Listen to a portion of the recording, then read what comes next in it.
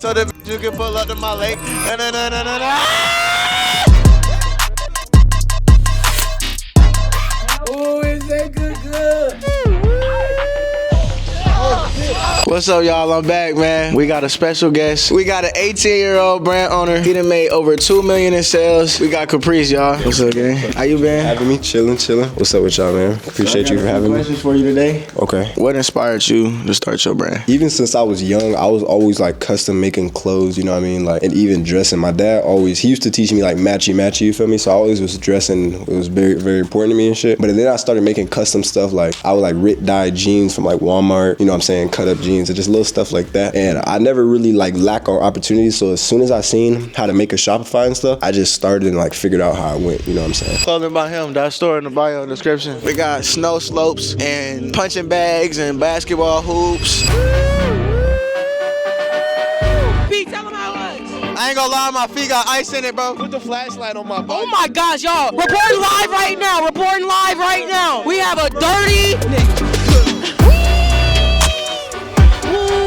What are some of the biggest misconceptions people have about starting a clothing brand? Obviously, the biggest misconception about starting a clothing brand is most people think that like it's really like a get rich quick thing, but it really takes like at least a year or two of reinvesting your profits back into the business before you can actually pay yourself how much you want to pay yourself from your brand. You know what I'm saying? The only problem with clothing brands is a lot of people make their brand and start paying themselves off their brand immediately, which can mess up the growth of your brand and how fast it can grow. So I would say that's the biggest misconception, just because a lot of people got brands now and stuff, but if you do it right, it can not only be a clothing brand, but it could be something that sets your family up for generations. You feel me? What do you think is going through their mind in this moment? Right now, I think what's going through their mind is they're just cold. They just having fun. They're like some big kids right now, just sliding down. Like some kids who ain't never seen no snow before, for real. You feel me? Y'all gotta lock in. Look at this, y'all. Y'all can only get this on PJ Vlog. You can only get this type of fun. Who y'all know putting snow on the grass in the backyard? Come on now. We doing this here.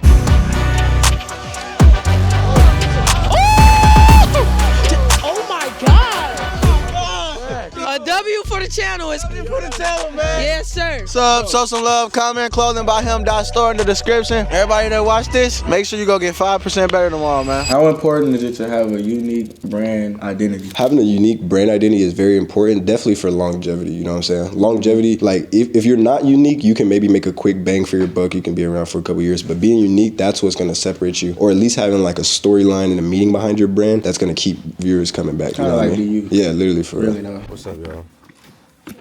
We got the one and only, when I in the cut.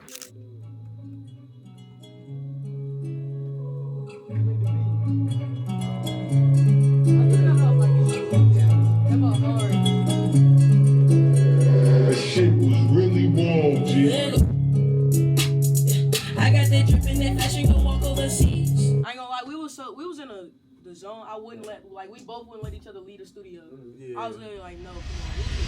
What role does understanding your target audience play in the initial stages of creating your brand? So that's really a big one, actually, because if you don't understand your target audience, you can be lacking sales, lacking engagement and stuff like that, and whole time it's not even your fault, it's because you're not listening to your audience. You know what I'm saying? So I always do, it's called market research, you know what I'm saying? Like, you gotta listen to your customers, because your business ain't nothing without your customers, right? So you gotta see what's your average like price per order, you know what I'm saying? How much your people are spending, if they like this, if they don't like this. So I'm always doing market research, even within my recent drops, and that's definitely one of the biggest things that brands need. So I would definitely say listen to your customers, do polls, answer your customers and stuff like that, and definitely be on top of it, because I got this one quote that I live by, and it's every problem can be fixed by just talking to your customer. Any complaint. You're really throwing me game right now. Nah, I'm really throwing game. I'm really throwing game. What? That's one tip I live by, is any problem can be fixed by just talking to your customer. So I've got complaints before because I've had drops that got delayed with shipping, or you know what I'm saying, I've got sent faulty items by a manufacturer before and everything like that. And in the comments, the customer will maybe be like, oh, fuck you, blah, blah, blah, shit, my shit, da, da, da, da. But then sometimes I'll deadass just text my customer like, yo, what's the issue? And they'll be like, man, I just wish you would have da, da, da, X, Y, and Z, my piece, da, da, da. And then really just talking to them, now they're happy, you know what I'm saying? So that's how I fix my customer return rate and my customer support. I have a whole Instagram page dedicated to just texting my customers back. Yeah, these one of the ones. They just played the beat. I was like, yeah. Give me 30 minutes. And I'll lock in and watch. I was just speaking my mind. You rather me lie. I know that you turd. Okay, thank you. Oh, bro. Like with songs like these, all you literally need is the visual content for it, and bro. How do you decide on pricing your products? Okay, so when I first started off my business, you're gonna want to grow this every single year, but I used to 2x my profits, and then I slowly just raised it. So in the past, I would 2x or 3x my product. So if I got a hoodie for $20, I would at least have to sell it for 40 plus shipping. But that's just when I was starting off, and I was really just trying to get the stuff out the door because I didn't want to be sitting on inventory. But the more you're established, the more like work you put into your pieces, you're gonna want to raise that X. Let's say you get a hoodie for $20 and you want to do a 3X, then you would charge it at 60. You know what I'm saying? Or if you want to do a 4X, then you would charge it at 80, and then on shipping on top of that. You feel me? It really just depends on one, what your product costs to get made, and how much your product is worth to you. You know what I'm saying? So do you think I should have like extra small all the way to like extra large, or like? When I started out, I always only did actually small to XL up until these last couple months when my brand started getting like even more big, you know what I'm saying? Because I actually started getting complaints like, yo, why there's no double XLs, or yo, why there's no extra smalls. But all the way up until about a year and a half into business, I only did small through XL because the best selling sizes are usually medium or small, medium or large. Medium's the most popular size, but yeah, that's what I would usually put, small through XL. This was on like an underground type beat. So this like more lower tone. I get fresh as fuck, yeah, fresh up on the scene. Like beat and sound go in the beat code and then your tone on it. Play the second song. What challenges did you face with your brand, and how did you overcome them? Man, I've faced plenty of challenges with my brand. I'm gonna just throw you one out there. So basically, I had a drop. This is one of my first mainstream drops, right? I had made a TikTok where I did a fit of the day and I was wearing jorts, but this was like a year and a half ago. So jorts wasn't really like too popping, you know what I'm saying? And the video got like, it was a fit of the day video, it got like 1.5 million views. It's still on my TikTok right now. But everybody was in the comments frying me saying like, John Cena jorts, da-da-da-da, all this extra stuff, right? Bro, that's your social media. Yeah, I ended up making jorts like 2 months later, and it became one of the biggest trends. If you remember, jorts were a big trend. And when I dropped them, I was getting them handmade by this dude in Europe, right? Because he made the samples for me. The samples came out fire. Like, this is when I was first coming up too. So this is like when Quan was reaching out to me for a pair and everything like that. So what ended up happening is I ended up dropping them. The dude started taking forever to get everything done, right? This was one of my first big drops. This is my first drops with like almost damn near 1,000 orders. And then he starts sending me jorts and shit like that. But he sends me the jorts already pre-packaged, like in poly mailers with the sizes and colors on them, right? Because he's like, my bad for taking long. So I'm shipping them out, and then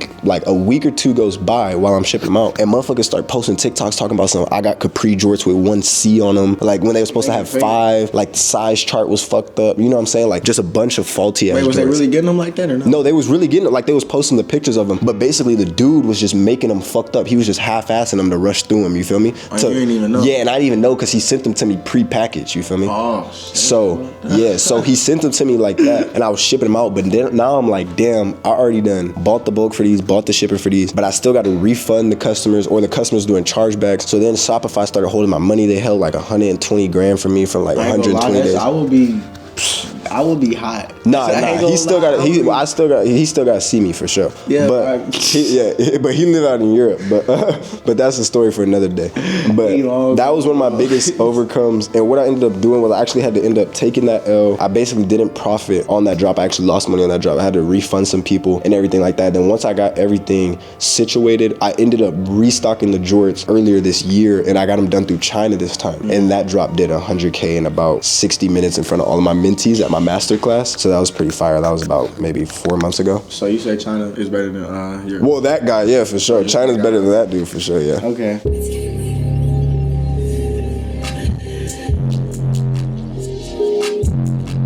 Yeah, I like that one. I really like the first one, like your voice on it. That was my most recent song I recorded. I really like that one. That one. How do you handle criticism or negative feedback about your brand? If it's negative feedback, but it got like either truth to it or like some constructive criticism that I'll take, then I'll usually use it as motivation. Cause usually haters is my biggest motivators, dead ass. Like, you know what I'm saying? So that, and then it depends though, because sometimes I'll see shit and I'll just be like, oh, you really just don't know me. Like you just don't. If I see hate going on, you know what I'm saying? Or you just don't know what's going on. So like, I don't be tripping off it. But if it's something that I can really improve off of, if people are hating on you, but then you keep either fixing or prevailing or whatever they're hating on you on, eventually it'll be flawless, you feel me? Right. So I just keep working towards shit. Right, don't let the hate get you, bro. Right. Oh God. Hey, we finna do a little freestyle challenge, y'all. Let's hear a song. Let's hear a song. Let's hear a song. Ain't no way, I might be alright, but I ain't okay. Oh, and you know I'm back in A. You know that I'm back in the A. You know I can't be replaced. I just went to my jeweler, spent 20,000, spent it in one day. I'm with my nigga PJ, we at the crib, we at a fucking estate. I'm with my nigga 1K, I'm with my nigga 2 Ray. She about to drop some music, go streamer today. Hold on, you're right. Look, I hop in that coupe and I dip and I run up and I'm mad at my ex bitch. I hop in the coupe and I go do the dash. I'm just really just mad at my ex bitch. I don't even know where I'm at. If I give it, well, I'm right. I don't even know where I'm at. If I give you a little hoodie, yeah, I'ma need that shit right back. That enough in on my face, so the bitch you can pull up to my lake. How do you build a community around your brand? Really building community around your brand is just like not thinking you too cool for your customer. I see a lot of new brands now, they try to like make it seem like, oh, it's a flex that you get to support my brand, or like it's an honor you get to support my brand. Like no brand will go anywhere without the customer. You feel me? So really just talk with the customer, knowing what they want and listening to them, right? So like for instance, one of my most popular products is my denim flare sweats, right? And I made those a while ago. And me personally, I like them, I love the design, but they're just not my favorite piece I've ever made. But people like them so much that they keep wanting me to restock them. So fucking, I'm not just gonna hold them from them, you feel me? So I'm gonna restock them, I'm gonna listen to them. That and building community is super important, because some people will stick around and shop and engage with your rollout just because they fuck with you and fuck with how you interact with them, even if they don't mess with the clothes necessarily overly, you know what I mean? Yeah, I get what you mean, okay. Like in 5 years from now, that's what you're gonna say. That's what I'm saying. People are gonna look back at this video, but now you're gonna be a crazy artist, producer. She already done went platinum and shit. It's gonna be This crazy nigga's back like then. Kanye West.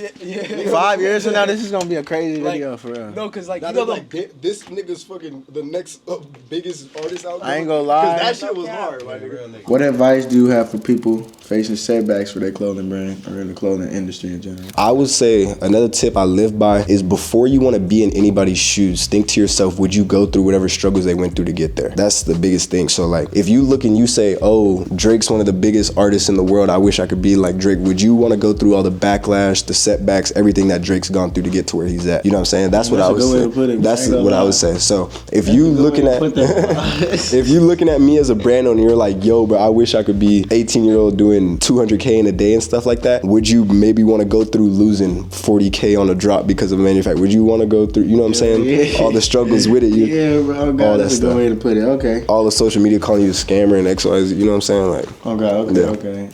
Quiet on set. I just pulled up to the Jamie estate, 200,000 square feet in my face. My pockets look different, your shit on the flake. What?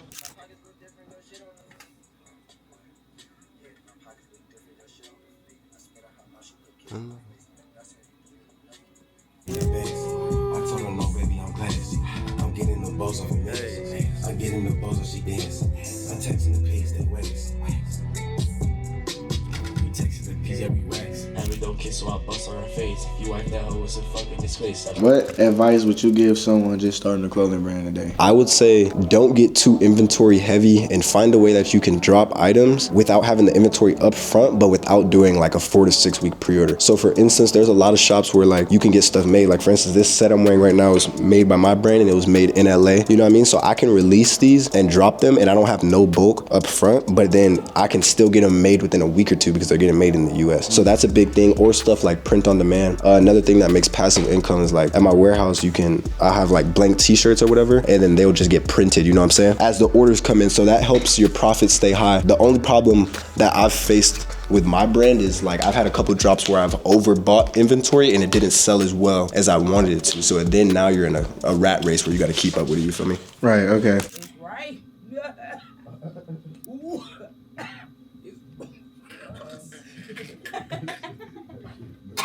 It's good. It's good. Ooh, it's good.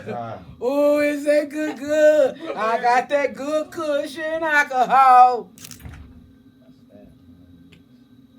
I ain't your daddy. Why you up Shit, you better tell him I ain't his daddy. We can go. Like I ain't gonna wait till you sleep. Like I don't play that. I'm not gonna wait till you sleep and get you in your sleep, nigga. I'm straight up.